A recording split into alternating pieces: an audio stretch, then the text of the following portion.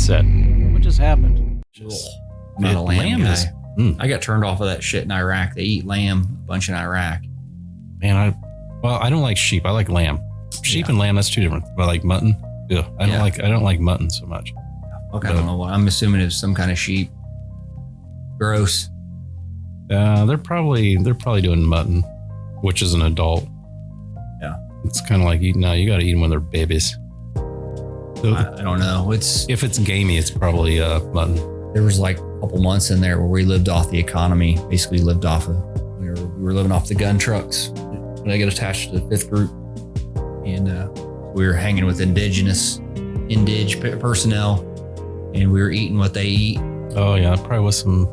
Yeah, I can only imagine. Yeah, that, and I imagine the refrigeration there probably isn't up to spec. It was a lot of chicken and rice, but your chicken was running around your feet about half an hour before you ate it. See, I'd be down with that. Yeah. I'd be good with that. Which, I mean, it wasn't bad, but it was a lot of rice as filler. And then they would do this thing where they would they had this weird, like a round thing where they would slap the bread in there. Tindor.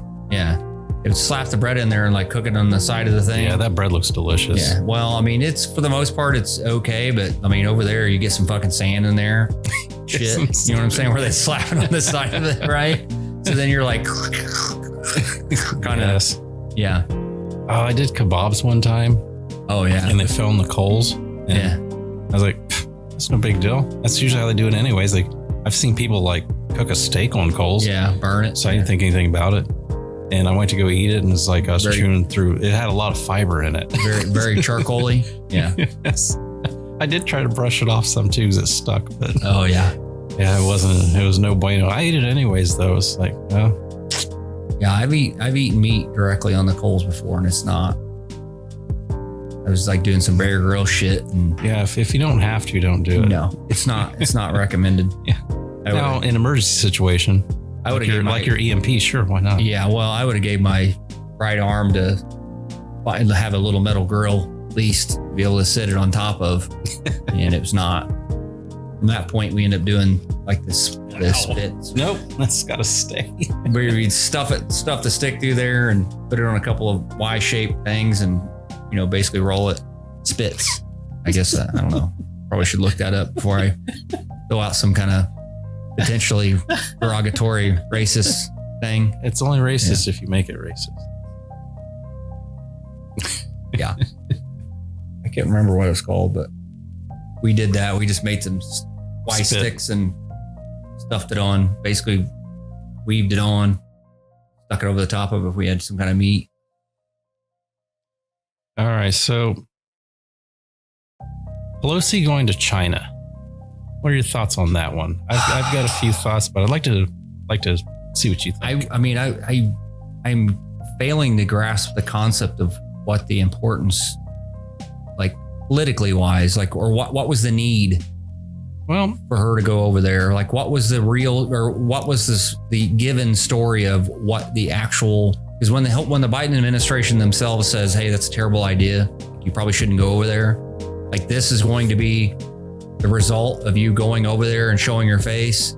We don't recommend it. Like, what was the need that was needed so bad that she like bucked the administration and went over there? And obviously now we're seeing the effects of it.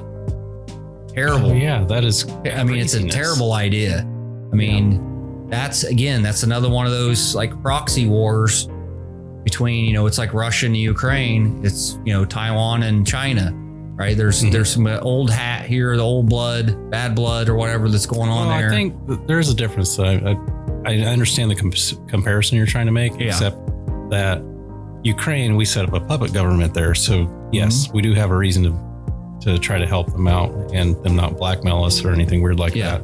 Or not so much us, but maybe the Taiwan, honestly. Taiwan, though, it's kind of the same. Not really, because the U.S. does not recognize Taiwan's independence. We may not recognize it, but we certainly support it. Well, we claim that we support it, but how do you say that I don't recognize you as an independent country, but there's been plenty of countries that the CIA has operated in that we did not recognize. True. Right? Yes. And it's all in preparation, right? Government agencies, 3-letter agencies, dare I say it, like intelligence agencies, again, they don't play checkers, they play chess. So it's like a long game, right? So part of your job of being in one of those intelligence agencies is working the angles, even if it takes a long time. So they'll set stuff up like nothing happens overnight because they don't want, of the thing with intelligence agencies, you don't want, say, for example, you don't want China to believe that we are trying to do that. It's a game. We all know each other is trying to do that. We all know China is trying to do this and America is trying to do that, but we don't want to be outright. We don't want to be overt about what we're doing. Right. Well, I mean, obviously Pelosi, she's not CIA anyway. So I think her trip there was for personal gain. I don't think it had anything to do with politics. Again, nobody's given me a definite answer as to why she needed to be over there. No, it's like she just woke up and decided I'm going to take a round trip. Yeah, which is Asia. Super suspect, dude. She is pretty suspect. Given all of her windfalls that her husband it always comes across, right? It always has something to do with like something that the House was voting on. There's a huge bill that just got passed for subsidies for semiconductors in the U.S. So maybe she was over there greasing some minge pockets or something. I don't know. Again, I try not to be a conspiracy theorist, but is it really a conspiracy if it's like so blatant that in this case, like they don't even have like an official reason. No, there's why she's doing it, other than they said, like, I guess the last Speaker of the House. Well, the last Speaker of the House went over there in like 96 or something. Like it's been a while. And China said that was a mistake then also. Yeah. I mean, they've given their position on it. Yeah, definitely. Absolutely. Well, and again, I mean, I feel like we're getting into personal politics of China and Taiwan and like whatever else, whether we're officially or unofficially recognizing them as an independent country. We are most certainly getting our hands in there. Yes. And we're the, again, that's like the classic intelligence thing is somebody's whispering over their shoulder, hey, you should really try democracy. It's great, dude. It's great. We'll open up trade with you. Taiwan is going to be, it's going to be the next big thing. It's going to be the next big tech giant, whatever. We'll have contracts from Apple and like all these other things. Right. So that's how they do it, right? They slide in there. And they're, basically again, with the politicians, game recognizes game. So some politician like Nancy Pelosi goes over there, slides over there into like whoever's running their small microchip factory. Mm-hmm. And suddenly she just randomly has a meeting with them. And the next thing you know, you don't hear anything about it. They go away, but then suddenly they get contracts from, all these electronic companies in the United States, right? Right. And that's how shit works. And in this case, she gets the windfall when she does this because, her husband magically buys stock in some obscure Taiwanese chip factory that, 2 days before nobody even heard of. And they made microchips for, the old, what was the tap, rack, bang, toy game or whatever. Whip it, bob it, whatever, smack it, rub it down, whatever. Like they're making some copy of the 1986 toy and they make microchips for that. Nobody's ever heard of this thing. And then suddenly they get a visit from them and they change all their production. And now they're they're making a microchip for, that goes in every Samsung phone or whatever. Right.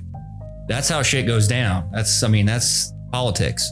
And in the meantime, again, we don't like to use this word insider trading because it's not Nancy Pelosi that's doing it. It's her husband, which makes absolutely no sense. I mean, how that is not insider trading, I have no idea because it's weird. They've proven time and time again that he somehow manages to get a windfall and goes and buys stocks in like some company. And just so happens she's voting on that, bill or whatever. There's actually a lot of people in the House and Senate that somehow they keep beating the market by not just a little bit, by a lot, which is, yeah, dude, it's insider trading. It's kind of like, dare I say it? Why are you in the House or Senate then if you were how is that good? even legal? Like, how are you? It shouldn't. I don't care if it is your husband. There should be you should have nobody that you're in contact with should have. No, a lot of companies get some kind of financial benefit from that. You have to even disclose to them. So like if I went to go, let's say like work for like a Walmart or whatever, yeah, and I had X amount of shares of Walmart, I have to disclose that to them. Oh yeah. They may or may not even hire me because of that, or I may have to get rid of some of my shares. Yeah. There's even something I know is a little off topic here, but something as crazy as the lottery. If I work in a gas station, I can't buy lottery tickets from that station. I can't even sell. Like, let's just say my girlfriend's dad walks in there. Mm-hmm. I can't even sell him a lottery ticket. Dude, it's against the law. You remember back in the day when they had radio stations that would have, if you win prizes on radio stations, you couldn't, they basically put a disclaimer in the radio ad saying that you can't have any affiliation with. Oh my goodness. Yeah. I forgot all about that. Yeah. The radio. So I'm listening to radio. You call in and they get you, the new Celine Dion CD or whatever was the prize, right? Isn't that funny? And they would throw a disclaimer in there saying that basically you can't have, the winner can't have any affiliation, or any of its affiliates stations can't have any association with that thing. Right. Basically, you can't participate in the game or in the drawing or whatever. Okay, so back to Pelosi going to China. So I think there's some major conflicts. So one, time that we're in at the moment, it's like, how does that make any sense for her to go there and spend that much money? You told me earlier, I think the dollar amount. I just threw out a crazy number. I heard like something 50 like million or something, but it was like, it wound up being something like $70 million or something. But I think that might included, they literally had to move a whole Navy like battle group. Well, they had to position it because she was going over there. That's not including her security detail. That's not including like any of the add-on parties that go over there. Was this official U.S. business, or was this just her taking a vacation? Well, that's what I'm saying. On a whim, I just want to take a trip. I have yet to. I mean, it's not a vacation. She's not going to say it's a vacation. She's going to say it's something that was needed. I mean, this was all taxpayers' dollars going towards this. So, but I've never seen what's the end game? Like what's the point of her going over there? Like what official business? If there's some kind of, I haven't heard it from make something up. Side. Give this something of an official, like the reason why, but I'm not even seeing that anywhere. Yeah, I haven't either. Actually, even from either side. Mm-hmm. And the only thing I've heard from either side now is they're just praising her for doing it. So one, I don't think she should have gone in the first place. Yeah. But unfortunately, what happened is it got leaked that she was going. So then China starts saber rattling. So now at this point, you have to go, in my mind. You can't just let China be the big bully and say, well, Pelosi, you can't go to Taiwan. Yeah. So I understand that part of it, but at the same time, it should never happen in the first place. It should never escalated to that point. Well, here's the thing. Why, again, I don't understand why she should not, if she works for the American people, and we realize that that's not a good idea, that's, that literally can essentially lead to a threat to national security. Well, that's just it too. She's the Speaker of the House. She's not a foreign relations diplomat. Yeah, she's not a representative. Meaning she's not a direct representative of the United States to, other countries, as far as I know. She basically is just, as far as I know, she's Speaker of the House or whatever. Again, I'd not seen any official statement as to why she's even going over there. There's nothing. It's not a good idea. And on top of all that, it is a threat to national security, because you do have China. Again, I just saw where, they've been moving around ballistic missiles, like intercontinental ballistic missiles, like nuclear weapons, as a result of this. Now, granted, again, it's probably saber rattling, and they know that we're watching them, so they're moving around to show us that they're watching. Well, and because of this trip too, they've just now, I think they relocated. I don't remember how many amphibious vehicles. Yeah, it was like 6 miles away. It's almost like they're staging, kind of like how Russia did. I'm not trying to say that's going to happen. Again, but I was going to say, we're not trying to correlate one to the other, but they've closed down the airspace and all the way around Taiwan, except for a few spots. Mm-hmm. They've closed down the airspace, and I think the water also, because they're going to start live firing missiles or something over there. Like I said, dude, it's a terrible idea. I feel like it's another one of those situations that we should not get involved in. No, and I hate to sound selfish, but I think right now with all the crap that we have going on in the U.S., I think all our focus should be in the U.S. Let's fix our problems here before we try to fix everybody else's problems. We just pulled out. We just basically pulled out of Afghanistan because we no longer wanted to fund a war, and we felt like that we weren't needed there, and whatever else. So they use that as a justification just to pull completely out, leave weapons there, do all that stuff. We pull out, and then now we want to go and interject, and we want to interject into Taiwan. We want to interject into the Ukraine. When neither one of those have any type of intrinsic military value. We've not gotten a threat from Taiwan. We've not gotten a threat from the Ukraine. In other words, a direct threat to the United States. At least Afghanistan and Iraq, we had some kind of justification as far as like a threat to national security. Well, I think we are creating a threat to national security by Pelosi going over there. Oh, yeah, definitely. So, well, and unneeded conflict also. It's just, it's the last thing we need right now. Again, it's my opinion. So, and again, we don't know why she actually went there. I dare I say it, war is profitable.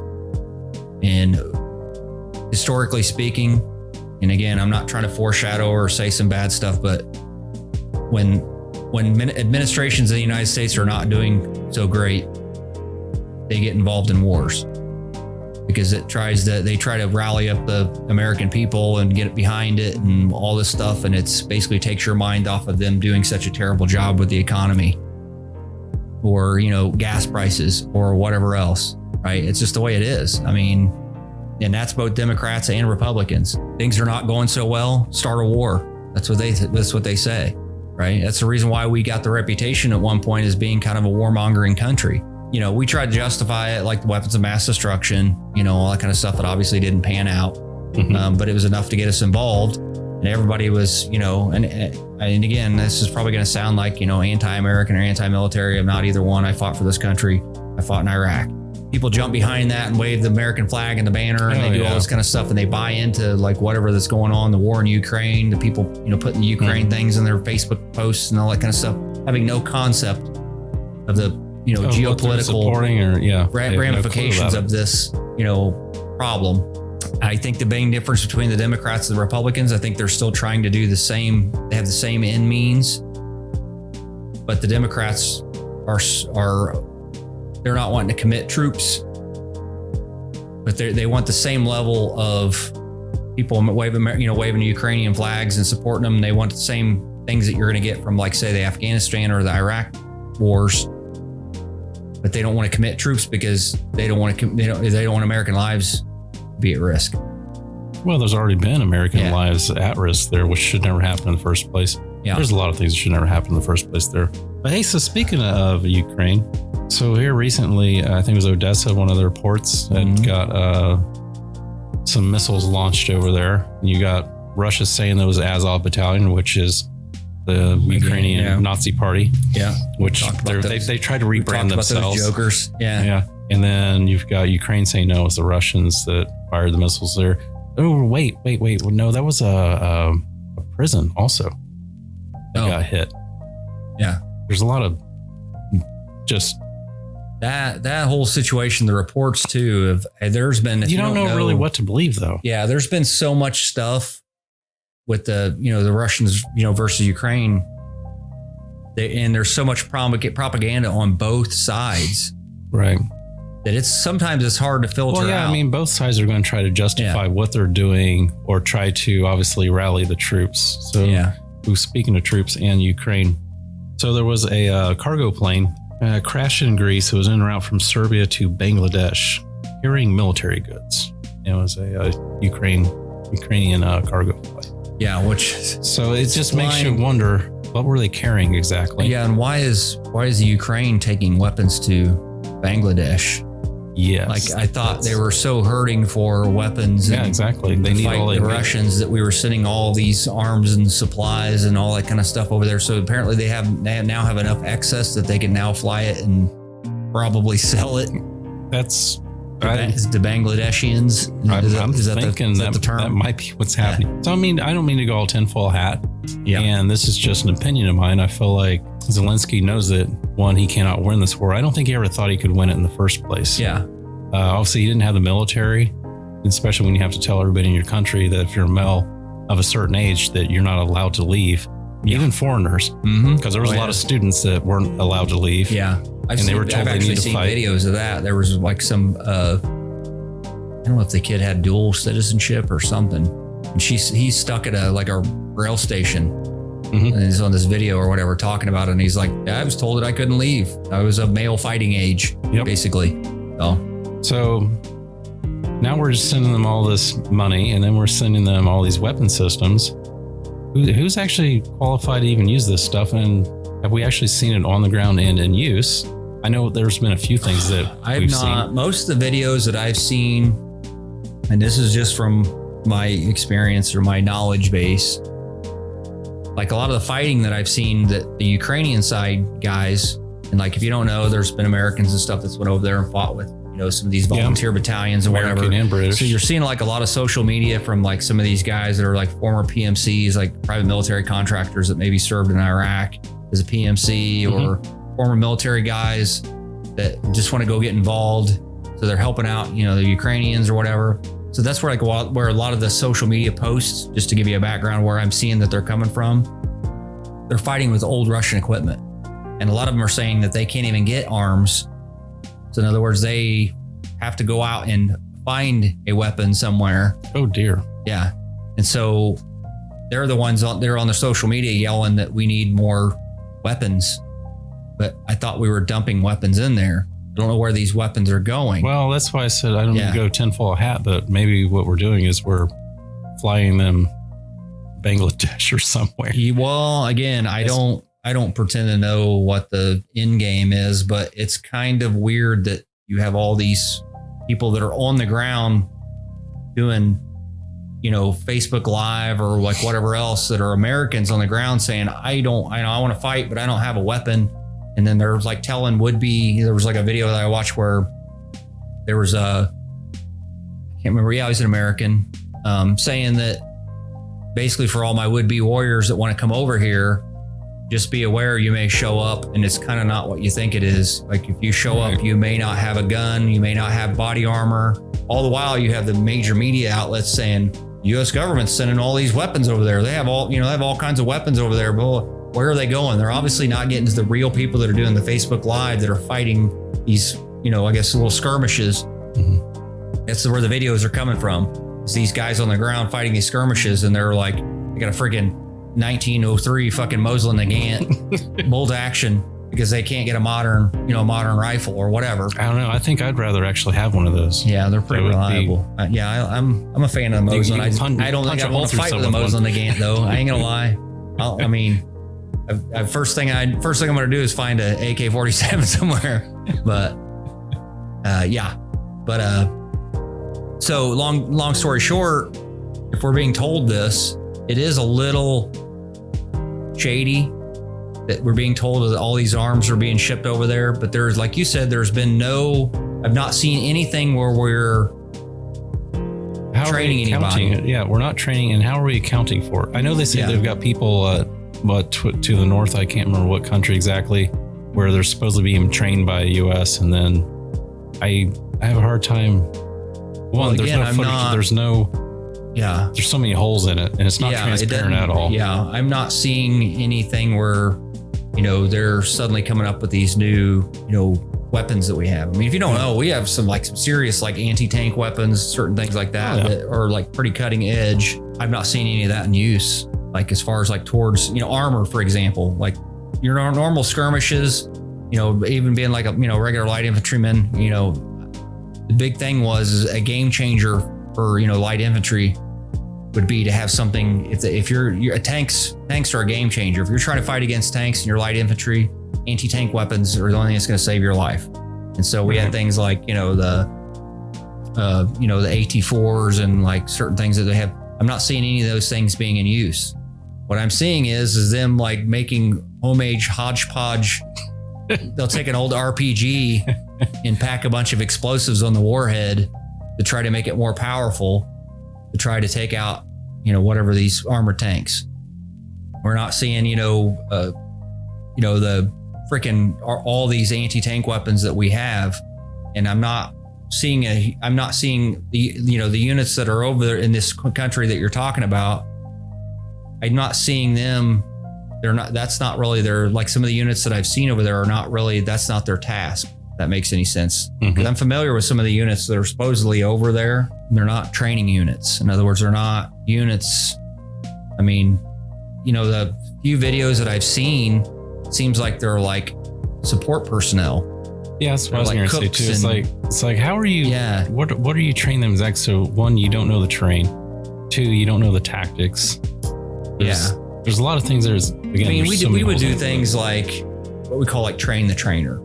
So in other words, we would, in this case, if tactically wise, it would be smart to have, say you get former military people that say they were already in the military in the Ukraine prior to this. And so they had some kind of knowledge base to begin with, and you train them how to train all the people back here. So that's how you kind of keep the hands off, right? So you train them, train the trainer. Trainer would go out and then he would go, and that would be his job. He was not really the fighting at the front. He was training all the people that were going to the front how to use small D or AT4 or like some kind of anti-tank weapon. Yeah, assume that's even getting there. I got a bad feeling a lot of that stuff's not going where they say it's going. Again, that's just me, my tinfoil hat, in my opinion. Until they're transparent about it and show us, then. Yeah. So what other proxy war are we? Bangladeshis? Yes, like, are we? Is this a? I don't know. I mean, what angle is that? And again, not trying to, like you said, not trying to tinfoil hat at it, but it's always sketchy when a plane full of weapons is leaving the Ukraine to go somewhere else instead of coming in. It wasn't leaving Ukraine. It was it was leaving Serbia. Yeah. Wait, doesn't Serbia have a bunch of crazy crap going on there still also? Yeah, as far as I know, they've still kind of, I don't think it's as bad as it was, but it's always been kind of a lawless land. Right. Yeah. So I don't know. The whole thing it's very, it's very Air America. Like, I'm just going to be that guy's like, you know what? We shouldn't be there. We got enough problems here. Well, I mean, obviously this veterans bill, that we were talking about earlier. Hey, there's another extra $400 billion in there. We needed that extra $400 billion apparently to go. That's going somewhere that we don't even have any control over. Like, we don't even know what it's being used for. Probably going there. But, we still have, dudes waiting weeks at the VA. You can't get in because they're understaffed.